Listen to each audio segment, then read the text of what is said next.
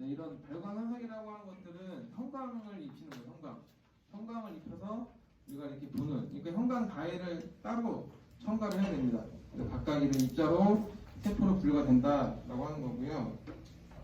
자, 그다음에 이거에 앞서서 자 이걸 한번 볼게요. 자, 여러분들 책은 아마 17-1이나 2로 나올 텐데 이거는 기본적으로 큰 장비에서 일부를 적어놓은 거, 일부를 이렇게 해놓은 건데, 자 우리가 이제 이 셀 샘플이라고 하는 것들은 기본적으로 샘플을 한 튜브를 얘기를 하는 거죠. 검출하는 튜브를 여기 앞에다가 넣게 되면 프로브가 내려와. 얘들은 프로브가 내려오면서 이 사이를 쭉 통과하게 됩니다. 셀이. 그러면 이 사이에 레이저가 있거든요. 지금 뭐 FCC, 뭐 FSC라고 하는 거는 얘는 측정하는 각도를 얘기해요. 측정하는 각도. 그래서 이거 관련돼서는 다시 앞쪽으로 가서 다시 한번 보겠습니다. 자, 그래서 첫 번째 나와 있는 거, 여러분들 첫 번째 1번에 레이저라고 있거든요. 광원. 제일 중요한 겁니다. 레이저. 레이저가 없으면 유세포 분석기는 아무 의미가 없어요. 그래서 1억짜리 장비 중에 이 유세포가, 이 레이저가 몇천만 원을 차지합니다. 얘가. 이 레이저가 중요한 거고, 그래서 이거는 자, 라이트 앰플리피케이션 바이 뭐 스티뮬레이트 에미션이라고 되어 있는데 요거 약자가 그냥 그리고 레이저라고 이렇게 부르게 되는 거고, 자, 이건 15mW 정도의 이런 아르곤, 그러니까 488나노미터인데 요걸 주로 사용을 합니다. 그래서 이런 아르곤이라고 하는 것들은 일반적인 불활성화 기체죠. 그리고 여러 가지 이런 전기 충격파. 그래서 이걸 이온화 시킨 다음에, 자, 여기 상태라는 말이 나오면, 여기 상태라고 하는 거는 들뜬 상태를 얘기하죠. 들뜬 상태. 그리고 기전은 밑으로 가라앉는 상태 얘기합니다. 그래서 얘가 한번 검체가, 그러니까 이 여기 상태가 되면서 밑으로 가라앉을 때 측정이 되는 거예요. 그래서 이 용어들이 이렇게 들어가 있고, 자, 단색광이라고 하는 것들은, 자, 색깔이 하나인 것들, 그리고 이것은 이제 포톤이라고 하는 이런 광자를 방출해서 측정을 하는, 굉장히 고가의 장비이면서 혈액을 측정하기 좀 아쉽죠. 이러다 보니까 이거 말고 CD 학원 같은 거 있어요. 세포 면역의 지표라고 하는 그런 것들을 가지고 많이 검사를 하게 됩니다. 그래서 류케미아 환자들 특히 많이 혈액 쪽에서 사용하고요. 면역 쪽에서 많이 사용하기도 합니다. 뭐 그런 것들이 나와 있고, 자, 그래서 여기는 자, 이 빔, 레이저 빔 같은 경우는 바로 이 샘플 코어야. 샘플이 들어가는 위치, 그 위치에 정확하게 애들이 위치하게 되는, 그래서 플로우라고 하는 거는 하나의 통로거든요. 그러니까 보통 우리가 플로우 뭐 이렇게 되는 거는 하나의 흐름이잖아. 흘러가면서 쭉 연결이 되는 것들. 책에서 453페이지 있으니까 나중에 참고해서 보시면 돼요. 그래서 여기에 자, 헬륨 네온 레이저 633나노미터도 사용이 가능하다는 그런 내용들이 나와 있습니다. 참고로 해서 보시면 되고, 자, 두 번째, 이거 크게 5가지로 구성이 되는데 첫 번째 입구를 지금 얘기해 준 거예요. 그 다음에 자, 플루이딕 시스템. 여기 저기 책이 또 저기 오타가 맞는데 플루딕이 아닙니다. 플루이딕입니다. 유체 공학이라 불러요. 유체. 그러니까 이거는 액화 형태로 되는 플루이딕이에요. 자, 얘네들은 자, 센싱 포인트라고 하는 감지 지역이 있습니다. 그러니까 이 플루가 쭉 간다 하더라도 계속 가는 게 아니라 일정한 흐름에 가서 애들이 만나는 지점이 있거든요. 뒤쪽에 이제 옵티컬 시스템에서 알려주겠지만 여기까지 정확하게 운반이 돼야 돼요. 그래서 운반이 되는 부분이 바로 플루이딕 시스템이라고 하는 부위가 되고, 그래서 바로 얘네들은 현탁된 입자죠. 현탁이라고 하는 건 뭐예요? 뭔가 액상에서 이게 셀들이 부유한 상태, 뭐 녹인다는 표현보다는 거기 떠있는 상태를 우리가 현탁 상태라고 합니다. 거기엔 입자들을 바로 이 플로우셀 어셈블리가 있는 데에서 위치한 입자 없는 뭐 이런 쉐스 플루이드가 있거든요. 거기에다 넣고 얘네들을 뭐 같은 축으로 흐르게 하는 방법이 있습니다. 그래서 이렇게 하는 방법이 있고, 자, 그 다음에 이제 광학이에요. 광학. 이제 바로 이제 레이저 빔 종류들이 나오게 되는데, 자, 얘네들은 기본적으로 입자가 중요하죠. 입자, 그 다음에 물리적인 성질, 그리고 크기입니다. 크기. 그리고 밀도의 세포 성분과 뭐 세포막, 뭐 세포의 이런 세포의 핵, 그리고 입자, 세포 내 입자, 여러 가지 세포 표면 성질을 등에 따라 산란도예요. 산란도라는 건 뭐예요? 꺾이는 각도를 산란도라고 하잖아요. 그래서 이런 산란도가 달라진 여러 가지 이제 파라미터를 이제 이런 우리 덧 플롯이라고 하거든요. 점으로 나타내는 겁니다. 점으로. 여러분들 뒤쪽에 가면 점이 많이 찍혀 있는 거는 그만큼 셀이 많다는 의미가 되겠고요. 점이 적게 찍었다는 얘기는 세포들이 적다는 의미예요. 단순하게 보여지지만 이거는 실제로 이렇게 수치로 나타나는 게 아니라 이런 다이아그램 형태로 나타나기 때문에 되게 좋아요. 그러니까 시각적이잖아. 일단 뭔가 있어 보이잖아. 그지 얘들아? 뭔가 있어 보이는 게 있어요. 그래서 그런 방법이 있고 아까 얘기했던 FSC라고 하는 거는 전방. 다시 말씀드리면 얘는 자 포워드입니다. 포워드 앞쪽에 있는 그래서 이거 우리가 전방 산란이라 불러요. 그래서 이거는 입자가 1도에서 20도 되는 각도거든요. 1에서 20도 되는 비수로 된 그래서 입자의 크기와 비례한다라고 하는 게 바로 FSC라고 하는 약어이고요. 그 다음에 SSC라고 하는 거는 측면입니다. 여기 있는 측면, 여기 측면이거든요. 요거 각도를 따져서 이렇게 얘는 산란 속도가 20도 정도가 되는 빛을 쏘는 거고, 자 얘네들은 세포 내부 상황을 인식을 합니다. 내부 상황을 인식하는 게 바로 SSC의 역할이 되고, 자 그다음에 FL이라고 되어 있는 부분이 있을 거예요. 플루로센스 1, 2, 3가 있는데 얘네들은 검출하는 것에 따라 다르거든요. 어떤 걸 넣냐에 따라서. 그래서 여기 나와 있는 것처럼 산란 각도가 20 이상 되는 20도 이상 되는 빛이고, 얘네들은 자 이 입자 파티클에 붙어 있는 형광 강도와 관련된 거를 우리가 쓰고 있습니다. 그래서 이런 것들은 자 필터가 들어가는데, 자 이런 그 각각의 필터를 통해서 분리가 되고, 여기서 디크로믹 미러하고 어브소프션 필터가 있어요. 그러니까 디크로미라고 하는 거는 뭔가 색깔을 갖고 있는 형태가 되는 거고, 그리고 거울의 형태겠지. 그리고 어브소프션이라고 하는 거는 얘네들은 흡수를 하는 거잖아요. 어브소프션. 그래서 흡수하는 필터가 있다라고 합니다. 자, 방금 얘기했듯이 이런 형태로 되는 디크로믹 미러라고 아까 말씀드린 거 있잖아요. 여기 하나가 여기 들어가 있고, 그 다음에 이 플루시스라고 하는 거는 검체, 이 샘플들이 쭉 통과하는 하나의 형태가 됩니다. 그래서 각각의 만나는 선, 레이저를 통과하면서 이 셀들이 통과를 하는 거예요. 그러면서 측정이 되는 원리를 갖고 있는 것이다 라고 보시면 됩니다. 자, 아까 얘기했던 구성은 지금 보여줬던 디크로믹 미러는 자 주어진 파장이나 흡수, 파장을 흡수하거나 반사하는 것습니다. 그래서 여러분 455쪽에 보시면 돼요. 이거 보시면 되고, 자 어브소프션 필터라고 하는 것들은 흡수를 할 수 있는 필터인데 얘네들은 세 가지가 있습니다. 그러니까 롱 패스 필터가 있고, 숏 패스 필터가 있고, 밴드 패스 필터가 있습니다. 이런 식으로 구성이 된다. 그래서 파장보다 긴 파장을 흡수할 때는 롱, 짧은 거는 숏, 기본은 밴드 이 형태가 됩니다. 자 그리고 FITC라고 되어 있는 거는 형광 입자입니다. 형광을 입히는, 그래서 그걸 줄여서 FITC라고 하는데 얘는 530나노미터에서 측정이 되는 거고요. 이 P라고 불리는 파이퍼 A3 같은 578나노미터에서 측정이 됩니다. 물론 참고해서 밑에 그림 있으니까 보시면 될 것 같고요. 자, 그 다음에 네 번째로 되는 게 바로 전기 공학이에요. 일렉트로닉 시스템으로 되어 있는 건데, 자, 포토 디텍터는 이걸 우리가 광 검출기라고 합니다. 광 검출기라고 부르게 되는 거고, 자, 여기에 이제 표면에 빛이 도착하게 되면, 자, 앰플리파이어는 뭐예요? 증폭기죠. 증폭기로 된 전류가 생기고 나서 애들이 펄스입니다. 펄스는 전기적인 뭐 진동이나 이런 여기가 전기 펄스라고 하는데 얘가 생성이 돼요. 그래서 얘들이 생성이 되면 바로 이런 그 포톤이라고 불리는 광자입니다. 광자.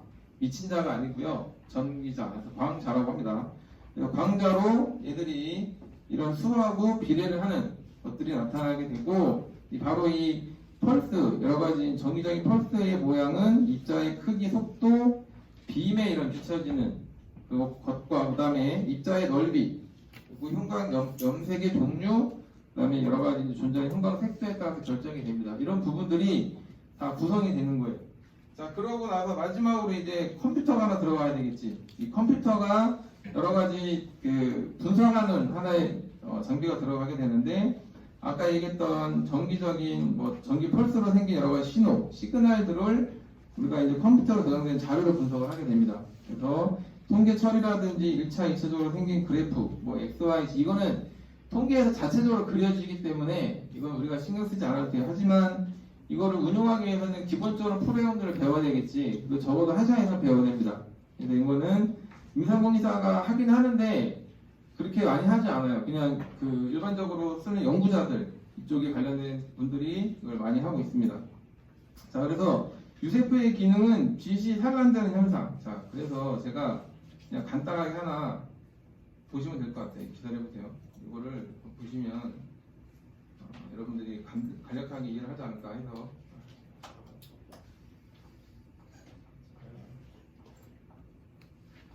제가 아름다운 여성의 목소리를 들려드리겠습니다. 굳이 아름답지 않겠지만 우리가 얘들아? 수학했나?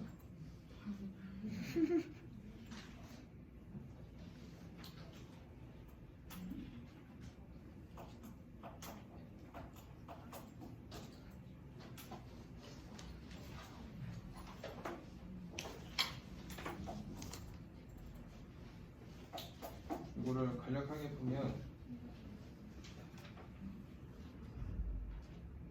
어떻게 되냐? 크롬이 나오지?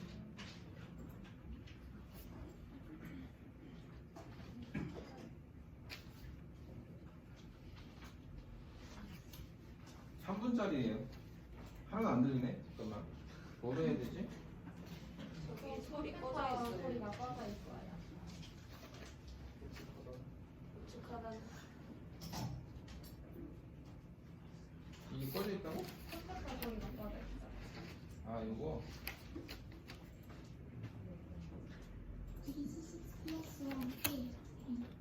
자, 이게 기본적으로 유세포 분석에 대해서 서머리 형태 한 분짜리예요.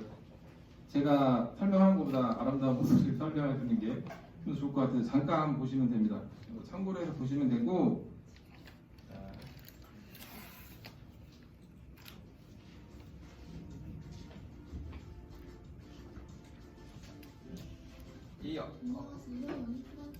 잠깐만, 여기 어큐리 6 플러스라고 하는 거는 BD 회사에서 만든 거거든요. 그 장비를 제가 씁니다.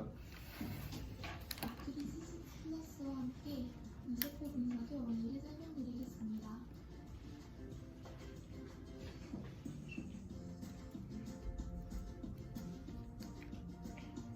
플러스 사이토메트리 유세포 분석법은 유세포 분석기를 이용해 유액 상태 입자성을 가진 물질의 여러 가지 특성을 빠른 속도로 동시에 분석 가능한 기술입니다.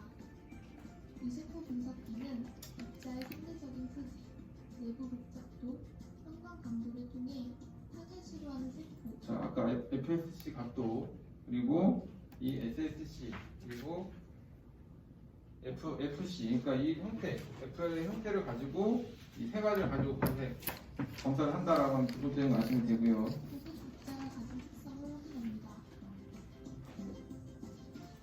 이렇게 생겼어요. 장비가 되게 크지 않아요. 그러니까 전자레인지 아까 얘기했잖아, 한 10개 정도 크기. 너무 큰가? 한 5개 정도 크기? 별로 크지 않아요. 책상에 올라가요. 여기에 요거보다 한 2배 정도 있는 책상에 올라가니까 아마 실수 나서 봤을 텐데, 본 사람? 네, 한 5% 정도 봤네요. 봤을 거예요, 이거. 네. 유세포 분석기는 크게 플루이딕스, 옵틱스, 엘렉트로닉스라는 세 가지 서브 시스템으로 구성되어 있습니다. 플루이딕스에서는 샘플이 끌려 올라가 레이저를 만나는 도전까지로 어큐리 C6 플러스의 경우 시스어 웨이스트 펌프가 샘플을 끌어당기는 비과학식 펌프 방식이 이용됩니다. 이렇게 올라간 샘플은 플로셀이라는 물리적 공간에서 레이저와 한 입자씩 만나게 됩니다. 옵틱스는 레이저가 샘플을 만나 환경을 리사이클 시키고 이미션된 파장을 필터에서 걸러 디텍터에서 수집하는 시스템입니다. 어큐리 C6 플러스는 플러셀 바로 옆에 필터와 디텍터가 위치해 소실되는 빛을 최소화하였습니다. 자, 여기 보면 투 레이저 포칼라라고 되어 있잖아요. 각각의 FL, F3, F 이런 그 종류들의 각각의 레이저의 그러니까 측정할 수 있는 다 레이저가 다릅니다. 그렇게 나타나는 거고, 이 에미션이라고 하는 거는 뭐예요? 방출된다는 얘기지. 방출되는 파장의 거를 가지고 검수를 한다 라고 하는 기본적인 걸 아시면 돼요. 일렉트로닉스는 수집한 빛 시그널을 디지털 수치로 변환시킵니다.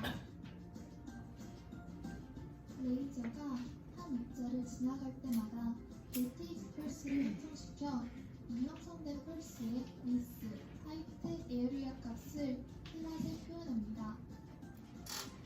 특정 형광의 발행량이 많은 셀일수록 플랫의 값이 큰 쪽에 찍히게 됩니다. 히스토그램 플랫은 한 가지 파라미터를 기준으로 보는 플랫입니다.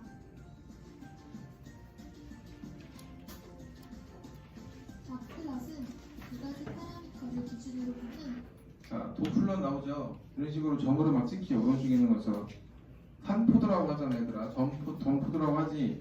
셀이 많은 거, 이렇게 엄청 많은 거, 우리가 보통 그래놀 사이트가 제일 많잖아. 그리고 나서 모노 사이트 또는 리코 사이트 이런 식으로 각각이 찍힙니다. 섞이지가 않아요, 서로가. 물론 뭐 위치에 따라서 각각의 뭐 좀 애매한 부분도 있긴 하지만 나눠는 게 다 구역이 다릅니다.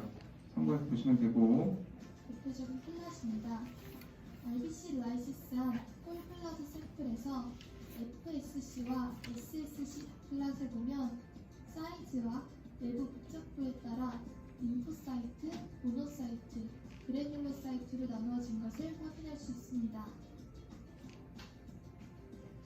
BD 바이오사이언스의 누구든 어디서나 쉽게 사용 가능한 유세포 분석기 어플이 C6 플러스를 영인 프론티어에서 만나보세요. 이게 이 회사에서 만든 거예요. 정말 간략하게 소개하려고. 말로 따르면 너무 어려워. 그러다 보니까 3분짜리니까 보기 쉽잖아요. 그래서 대부분 이런 장비들은 구입하는 데가 의과대학, 그죠? 대학병원 이런 데서 또는 연구자들이 이걸 많이 삽니다. 그리고 여러 가지 뭐 이런 표준과학 실험, 표준과학 연구소라든지 이런 관련된 분야들이 있거든요. 뭐 안정성 연구소라든지 뭔가 이런 공공기관에 이게 다 들어가 있어요. 이제 검사하는 게 우리가 일반적으로 이런 5D프라든지 3D 같이 검사 단순하게 하는 게 아니라 얘네들은 스캐터 형태로 나타나기 때문에 정말 보기도 좋다라고 하는 특징이 있습니다. 종류만 말씀을 드리고요. 이거는 가장 기본적으로 얘기를 해놓은 거예요. 저도 이걸 뭐 너무 어렵게 얘기를 해봐야 저도 말하는 입장에서 어려울 것 같고, 여러분들도 이런 종류가 있다 정도만 아시면 될 것 같아 해서 잠시 얘기를 했던 거고요. 자, 그래서 잠깐 이어서 더 얘기를 드리면, 자, 얘네들의 이런 장점을 한번 보여드릴게요. 장점은, 자, 얘네들은 이제 매 초당 10,000개, 여러분들 책에 있습니다. 자, 10,000개 정도를 갖고 있는 여러 가지 이런 세포들을 분리를 할 수 있다는 얘기고, 그 다음에 얘네들은 아세포군이 있어요. 말초력인 아세포를 동시에 분석을 하고 10에서 15초, 굉장히 빠릅니다.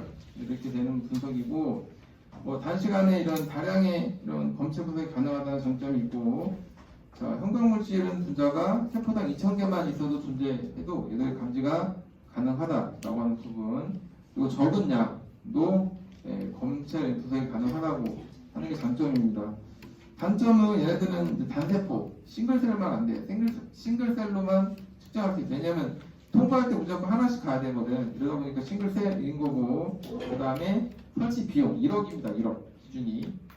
요즘 싸졌으니까 한 7, 8천까지 떨어졌겠죠. 그 정도입니다. 그리고 고급 인력이 필요해요. 그러니까 이런 전기공학을 가진 사람, 또는 임상병리처럼 뭔가 기본적으로 의학적인 지식이 있는 사람, 이런 사람들이 운영을 해야 됩니다. 그렇지 않으면 장비 박살나요. 그래서 그런 부분들, 이 플로사이토메트리 같은 경우는 중고 가격도 상당합니다. 보통 이제 한 3,000만 원 정도 해요. 그러다 보니까 특히 고가 장비를 잘 못 쓰면 안 되겠지. 그래서 이런 부분들이 있는 것이고, 그 다음에 이 혈액학에서 사용할 수 있는 분야, 바로 이제 이런 모노클로널 안티바디라는 거는 우리가 이제 그 단 클론성 항체라고 하잖아. 이걸 가지고 이걸 시약으로 염색을 한 다음에 적혈구를 용혈을 시켜요. 안에서 용혈을 시키게 되고, 자, PBS 버퍼 있죠. 이 PBS 버퍼를 사용해서 얘네들을 워싱을 한 다음에 유세포 분석기에 주입을 하면 됩니다. 그래서 RBC를 제거하는 게 되게 중요해요. 여러 가지 이제 백혈병 검사 같은 경우는 여러 가지 분화 과정에서 뭐 미성숙된 것도 있고 뭐 그런 형태들이 나올 텐데, 여러 가지 성숙도를 우리가 볼 수 있겠지. 그래서 특히 이제 표면 항원이라 불리는 면역 표지가 있어요. 그 CD 멋으로 불려져 있는, 그러니까 CD 13, 45 같은 경우는 호중구에서 많이 보이게 되고, 그다음에 CD 13이나 14, 33은 모노사이트 단구. 여러분들 360페이지 보시면 돼요. CD 2나 4, 5, 7 같은 경우는 헬퍼 인듀스라고 하는 T 림프구 뭐 이런 종류들이 있습니다. 그래서 CD16은 NK 림프구하고 관련된 것들, CD56도 NK 세포. 그래서 이런 HIV 관련된 검사를 할 때 이 CD16이나 CD56이 많이 감소되어 있는 걸 볼 수가 있겠지. 이런 뭐 그런 형태들을 우리가 볼 수 있는 것들이 나옵니다. 3조에서 보시면 되고, 자, 그 다음에 얘네들은 이제 그물적혈구라 불리는 망상적혈구 있죠. 이거 레티큘로사이트도 이거 측정이 합니다. 근데 레티를 측정하면서 너무 장비가 고가잖아. 그런 레티는 일반적으로 12C 장비에서도 돼요. 그러니까 일반적으로 우리가 5기프 말고 뭐 좀 더 큰 장비들, 그러니까 캐파가 큰 것들에서는 이 레티도 측정이 됩니다. 우리 다 매뉴얼로 하지만 그러지 않아요. 요즘 다 장비 자동화를 합니다. 흡수방으로도 가능하다라고 하는 거 보시면 되고, 책 보시게 되면 그 백혈표 아연 검사라고 460페이지 나와요. 이거는 정해진 프로토콜 있잖아. 이런 FITC라고 불려져 있는, 그리고 콘주게이트가 들어가고, 여러 가지 이제 프리 CP라고 하는 각각의 안티바디들이 다 들어갑니다. 그래서 이거 가지고 측정하는 게 나옵니다. 워킹 PBS 만들어야 되고, 그다음에 각각 이런 피탈 보바인 시룸 것도 있어야 되고, 각각의 이런 RPMI 1640이라고 메디움은요, 세포로 안정성을 지켜주는 배지예요. 얘네들은 액체 배지인데, 액체 배지. 그래서 액상 배지를 많이 이용한다라고 하는 부분들 아시면 될 것 같습니다. 그래서 NH4쉘이라고 불리는 적혈구 용해야 하는 시약도 반드시 있어야 된다라고 하는 것들이 소개가 됩니다. 장비는 플루사이토메트리, 뇌세포 분석 기록 한다 정도만 아시면 될 것 같고, 이제 각각 여러 가지 이제 뭐 CD 45 같은 종류들이 나오게 되죠. 이렇게 해서 검사하는 것들 오른쪽에 그림이 있는 것처럼 이렇게 측정이 된다. 이런 거 아시면 될 것 같습니다. 예, 이거 하라고 모이라고 했어요. 미안합니다. 시간이 너무 짧게 했죠. 34분밖에 안 했는데, 하여튼 그래도 읽은 걸 한 번 정도는 알고 있어야 플로사이트메트리가 뭐다 정도는 아셔야 될 것 같아서, 혈액학이라든지 또는 이런 부분들을 하시는 분들이 모르면 안 될 것 같아서 얘기했습니다. 그래서 바쁘신 가운데 너무 와서 50분 안 썼다고 뭐라 하지 마시고 잠깐 그냥 들었다 생각하시고 가시면 돼요. 여기까지 하겠습니다. 수고하셨습니다.